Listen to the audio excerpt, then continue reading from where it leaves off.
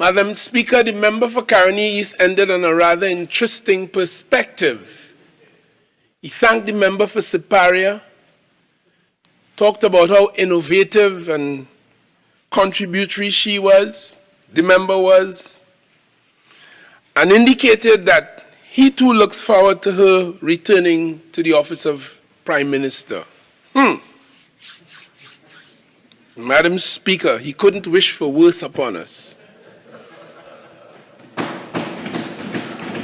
Among other things, of course, local government is responsible for disaster management. What a disaster that will be. Madam Speaker, the member spoke about rats, and he raised the very serious problem of leptospirosis. Leptospirosis. And he repeated some of the experiences that different corporations, particularly the city of Port of Spain, has had with these creatures. Rats are indeed very hardy creatures.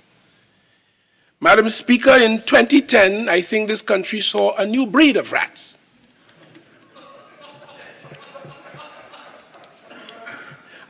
Madam Speaker. Member, I'm not sure where you're going. Well, I just want to question you, okay? Indeed, Madam Speaker. You see where I'm going.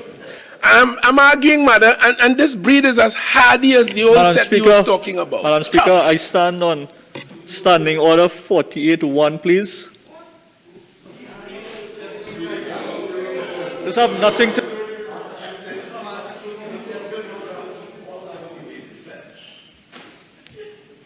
Again, member, continue. Just be careful where you're going. Indeed. And the member for Caroni quoted a former mayor of the city of Port of Spain as he spoke about rats.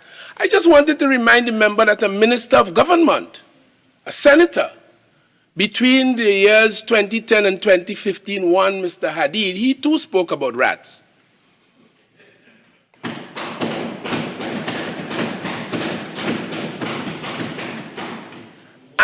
And the rats he spoke about are so hardy, Madam Speaker. They do far more than run the threat of the disease of which he spoke. They attack the treasury.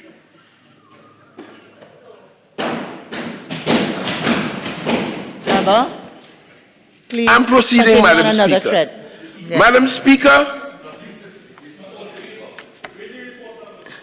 Madam Speaker, the member for Lopino Bonia West, my colleague, he pointed out in his contribution that as far as he was concerned, our friends on the other side appeared to think badly about local government. I think he's quite right.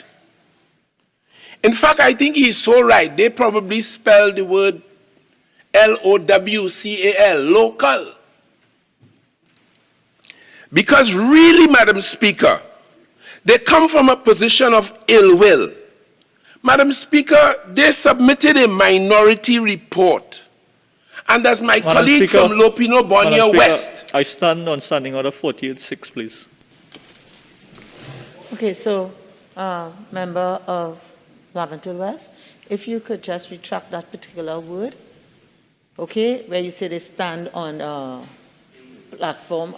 If you could. I withdraw that they stand on that, yes. Madam Speaker. I withdraw. But I'm saying, Madam Speaker, having withdrawn that, that as my colleague pointed out, the member for colleagues actually, and Lopino Bonia West, as they pointed out, one would expect that if you as parliamentarians on a joint select committee take issue with elements of it, you should be elaborating those objections so that the government and your colleagues on the committee, including members of the government, who is driving this fundamental advancement in local government,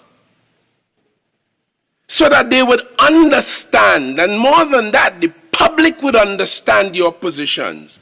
But when you look at the minority report, so-called, you see the traditional old stuffy style of the UNC.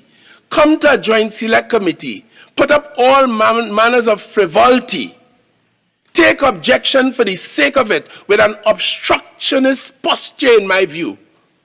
and offer very little. Because in the 11th Parliament, you had the member for Tabakit, Dr. Suraj Ratan Rambachan. You had Mr. Rudranath Indar Singh, the member for Kuva South, he still is, and one Khadija Amin, a senator. And during the 12th Parliament, when this work continued and having saved the work from the 11th Parliament, you had again the member, now for St. Augustine, Khadija Amin. You had a Ms. Vandana Mohit, the member for Shagwanas East, and a certain Anil Roberts, senator. So when I say local, I know what I'm talking about and how it is spelled. And Madam Speaker, the brevity of this, it's almost naked, the document. It's skimpy, one page, and the members, and here this minority report, and they have the temerity to call it a report, you know. Hear all that it says. The members of the opposition take note of the draft final report of the Joint Select Committee on Local Government Reform dated June the 30th, 2021, and wish to record different views, including the creation of an executive council excludes the voice of the minority. The opposition disagrees with property tax being implemented at this time, full stop. There are no provisions for equity in population, geographic size, and allocation of resources to each municipality, full stop. The bill reduces the protection of workers against by recognized majority unions, full stop. Insufficient consultation with stakeholders. That's all naked and untrue. And you hear who the members were, Madam Speaker? Khadija Amin, Anil Roberts, and the member for Shagwanas East. Skimpy. Madam Speaker, I rise on standing order 48.6. This member continues to be very insulting in his terminologies against me. And I will not stand here to continue to tolerate that. So, member. My lady. You know, I just will ask you to be careful with comments that might be considered unparliamentary. Yes, my lady. And also with respect to personal reflection. Obliged. Please? Madam Speaker, I was nowhere there. Continue. I was commenting on the skimpy report. Continue, but again, as I say, be guided. I don't know what the member for Shagwanas East is taking objection to. What is her problem? I have already ruled. Member for Shagwanas East stood up on a point of order. I have asked you to be guided. Let's continue with the business. I just want to establish, Madam Speaker. Thank you very much. Madam Speaker, funding is a critical element of the proposals we are heading into here. And as has been adumbrated in this debate before. I stand on standing order 55(1)(b), please. We have heard this on multiple occasions. The member clearly didn't read the report and have nothing new to add to this debate. Please continue. Thank you very much. As you know, Madam Speaker, the government and the last speaker, the member for Caronis, made the point that the property tax, and I'm responding to him, will not change anything for local government. That is what I'm responding to. And I'm saying he misses the point substantially because this is a dedicated stream of funding for local government as intended by the government of Trinidad and Tobago, which they do not now have. And the same member for Caronis was complaining about a lack of funding earlier in his presentation a few minutes ago. Incoherent and inconsistent as always. The government is saying we will extract, people will pay willingly a small percentage of their earnings towards their residential properties, business properties, and equipment. There were objections to it, and it's in the minority, skimpy minority report, signed by the persons who I spoke of a while ago as I move on. Don't know what their problem is. They don't like the word skimpy. But Madam Speaker, there were legal objections to this property tax. And the member for Caroline rehashed that today. They went to court on 4 occasions and they lost 3 times. And the one occasion when they had a modicum of success was because the forms that were sent out under Section 6 when they should have been Section 29, which is what the government is doing now, which is why we are in a position to say that we have gotten sufficient registrations to be able to proceed with this stream of funding for local government in this reform. That's all. And altogether, the property tax is expected to generate about 1 billion, but for residential properties, for the time being, those would generate about $420 million. A very important injection into local government, Madam Speaker, so that it can do its work. And funding, of course, is very important, because if local government representatives, elected officials, cannot meet the expectations of their burgesses, there have been examples in this country where elected officials, not getting official funding, get it from somewhere else. So that we know in this country that back in 2010, one of the first contracts that a firm called SIS got was the repair of the Separia market within the purview of the regional corporation, and that was a repair job for $56 million to repair the market. And I knew the area because I frequented there for familial reasons. Yes, Madam Speaker.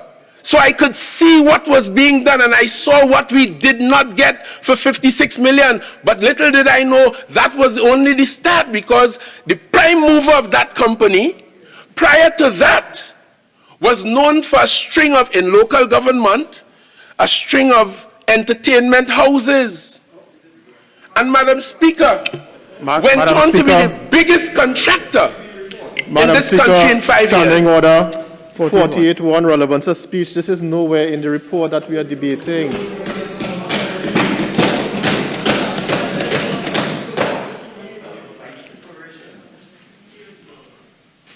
I will allow it if I do recall the member of Caroni East under the issue of inequality spoke about collaboration between private entities and a particular councillor in doing certain repairs. Thank you very warmly, Madam Speaker. So if the local government body is not able to provide funding, we have seen public officials, including members of parliament, and I can give a case of the member for Separia in particular. Local government. Yes. Okay. Yes. Yes. It was a local government project.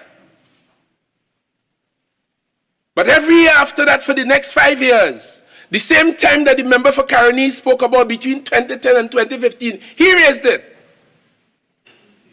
The member for Separia was around the place like Mamma Mia, giving out toys by the truckloads. So funding is very, very important. Member, for point of view. Madam Speaker, 48.1, the ministers all over, and what toys have to do with the local government?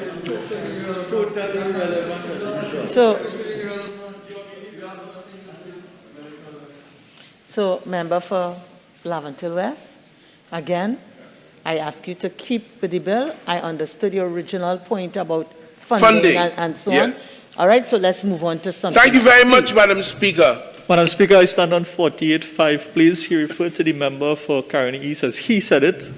And can he please... Well, member, you've just committed that by saying he referred to the member.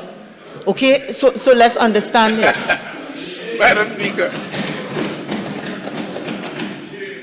Let's understand this. What I heard the honourable member say, he referred first to the member for Caroni East, and then he went on and said he. It is quite artificial, and we've made that point repeatedly. It is quite artificial for us to be speaking the member. Okay? So sometimes we say he, we say she. What is not allowed is for somebody to continue, a member to continue, in a protracted speech speaking about he, she. So I overrule, I hope we understand the he, she use and the standing order, the honourable member or the reference to the member by the constituency or the portfolio. Please continue. I thank you, Madam Distinguished House Speaker. I thank you for your elucidation. Madam Speaker, Madam Speaker, Madam Speaker, among the functions of the local government platform as it now stands is the business of sanitation, the management and the repair of minor roads, drains, water courses under the municipality, recreation and play parks, and in this regard, the electricity is provided by local government, paying T&Tech for that service, emergency works, Madam Speaker, as first responder in the disaster management experience, and of course, some level of planning, very small, in terms of city engineers where they have them, or engineers, and they provide completion certificates. But one of the functions, Madam Speaker, is also pest control. Insect vector and rodent and pest control, generally speaking. And I told you of a new breed of rats and all these disturbances and so on that the society is getting, and I understand the context. And that's why we have to improve local government. Madam Speaker, there are about 27,000, I'm advised, workers in the local government platform. About 14,000 of them, I am told, on average, about 1,000 per corporation are daily paid workers. Based on the information that has come to me, we have 900 persons employed in the CPEP arrangement out of the Ministry of Rural Development and Local Government. 14,000 workers, very significant number. And when you consider we also have about almost 5,000 daily paid workers in the Ministry of Works, and when you consider that we still have the unemployment relief program, in my estimation, there are a host of persons available to us in Trinidad and Tobago, even at the level of local government, to do a far better job than we are doing with managing sanitation and other aspects of what is now local government. The Ministry of Finance allocates about $2.4 billion a year to local government, as it now stands, of which I am advised about 75% or $1.8 billion is paid in salaries and wages and emoluments. While we heard from the member for Karen East that councillors who have some serious responsibility, and many are former councillors in this house and would know, they are paid a small stipend, and they are not the beneficiaries of any real, proper, longer-term arrangements, some of them having served many terms. So the point I'm making, Madam Speaker, is that more money is not the only challenge we face. And I was expecting in this so-called minority report to hear, as we say from this platform, with courage, Madam Speaker, that the issue, part of the challenge with local government is simply the question of lack of productivity. That's a fact.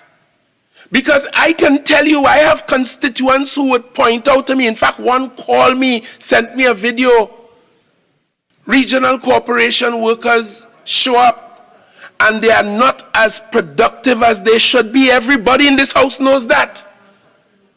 And those are some of the matters that we will have to address in this new environment, which is why I'm proud of the government of Trinidad and Tobago for proposing the major change, fundamental change in the management and the affairs of local government.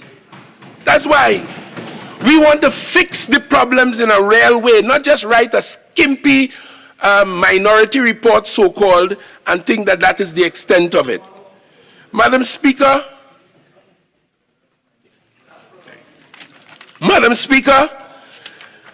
we are now proposing in these measures and from this report fundamental change. In some countries, for example, in the UK, local government is responsible for some very serious issues. Social services, environmental matters, education, highways and planning, highways and traffic, planning, housing. Local government is responsible for that. You would have heard some time ago in the Grenfell Tower, there was a fire in North Kensington. It was the local government body that had responsibility for that. And as a result of that issue, they discovered that the fabric or the material that faced the building, it was itself a fire hazard, and they've spent millions of pounds going to all the buildings that they have responsibility for in that local government context to change it out as a result of that horrific experience at that tower where many people lost their lives.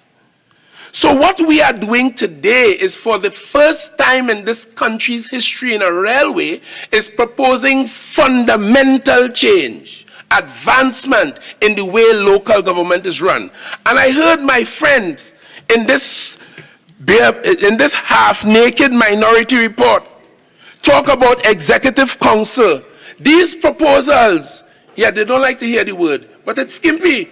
These proposals, Madam Speaker, propose that there be established an executive council and a municipal council. The municipal council will deal with policy issues, and it will be largely representative. Whereas the executive council, almost akin to that which exists with the THA, will deal with the operational elements. And it ensures, it ensures that oversight in place over the delivery of local government services. That is basically the context and the concept. So that section 33A talks about a corporation shall have a municipal council and an executive council. And 33B goes on to say what the roles and responsibilities of the municipal council of a corporation would be responsible for. For example, making standing orders, bylaws, and regulations for the good governance of the corporation. Very important. Very important. So that all the laws that affect them and the burgesses, the people who they are closest to and working with, will not only have to come from this parliament, but a thriving, lively local government sector will be able closer to the people to amend its bylaws and to do these things in order to ensure good governance. Formulating broad strategies for implementation by the Executive Council. Oversight of the activities of the corporation, as I alluded to earlier, and debating matters pertinent to the development of the municipality. And C talks about representing the interests and concerns of the burgesses and the citizens within the municipality. But yet, Madam Speaker, with this in front of us in clear terms, pellucidly clear, as you can see there, the minority report, and this what I've just quoted was in front of them as a proposed amendment to the law, you know. But the minority report talks about not sufficient participation of the minorities. But provision, as I say, 33B, in the roles and responsibilities, it talks at E about representing the interests and concerns, so that the municipal council will represent the interests and concerns of the burgesses and citizens within the municipality. But like that escaped them. And all the other ways in which the voices of the people are and can be heard. A lot of people don't know, but the members of the public are permitted to attend these statutory meetings and to listen to what their representatives are doing on their behalf. And Madam Speaker, many of us had activity in local government and would be familiar with these truths. But yet they just simply sit there, find fault. 33C. Member. So I think now you can say members on the other side. Honourable members. You know? The members on the other side would suffice. Madam Speaker. Well, I'm sure. Well, all I'm saying is be guided by the... I'm guided. And some of the actions that accompany it. Madam Speaker, I must admit, when you rise to your legs and you speak with such clarity and authority and respect that we have, we will never think or do otherwise. So I thank you, Madam Speaker. Honourable Madam Speaker, distinguished Madam Speaker. Madam Speaker, at 33C, it talks of the responsibility for the Executive Council, which in part includes determining broad strategies for the implementation consistent with the decisions of the Council, allocating financial and other resources to the divisions, and I pointed out to you that this is going to generate, the poll tax will generate a stream of income in this regard. And therefore, Madam Speaker, when I listen to the frivolity and the complaints from my friends, I can only say that it is all unfounded. The member for Caroni East and one before him, I can't remember who, actually said this morning in this debate that this is not, oh yes, my friend from Pointe-à-Pierre, this proposal, these measures, imagine this report was saved from the 11th Parliament. We got the permission of this Parliament to save the work so it wouldn't be lost going into a new session. We came to the 12th Parliament. They put members as well. The work continued. We now have this report which we are debating here today.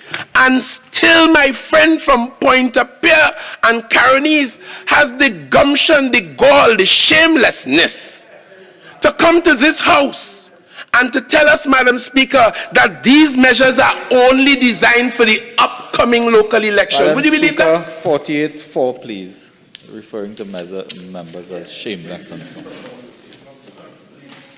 So, member, I think I would not take it that it's improper motives. I think it's unparliamentary. Okay. So I'll ask you to withdraw that and find another way, which I know in all your eloquence, you can find.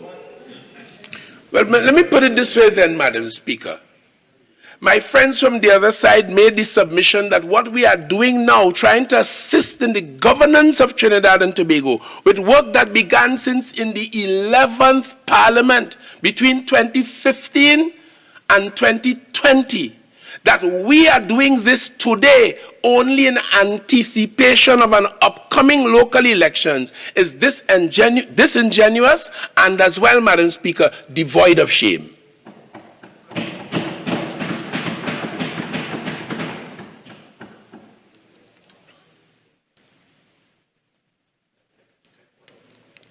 Madam Speaker, and I think I would have said enough to persuade even my friends on the other side that the business of running the country and the affairs of Trinidad and Tobago is no child's play. It is no kindergarten. And I have seen the standard of debate and the contributions and this minority report, so-called bikini as it is.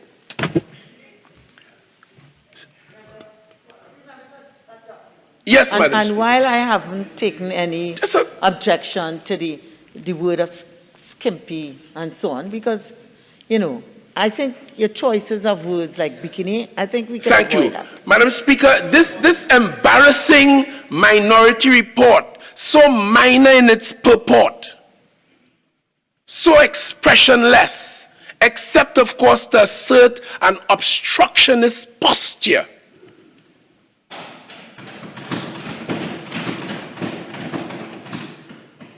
reveals the state of affairs, and I am absolutely... Madam Speaker, 55(1)B, tedious repetition. The Minister has been harping on the minority report since the beginning of his speech.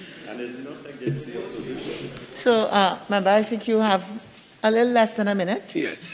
Please make... I thank you, Madam Speaker. And as I commend, I just want to say to my friend for Pointe-à-Pierre, is it that he's now embarrassed and ashamed of the report? If so, say so. Say so. But, Madam Speaker, for the time being, given the very little time that is available yet to me, I would like to commend these measures. It's the first time in this nation's history when we are proposing a very serious, fundamental, tangential move from where we are to where we want to go in a modern world, in a modern country that deserves the best governments that we could afford. And I commend these measures to all of my friends in this Parliament. I thank you very much, Madam Speaker. Okay, so Honourable members, I propose at this time to take a break. I suggest that we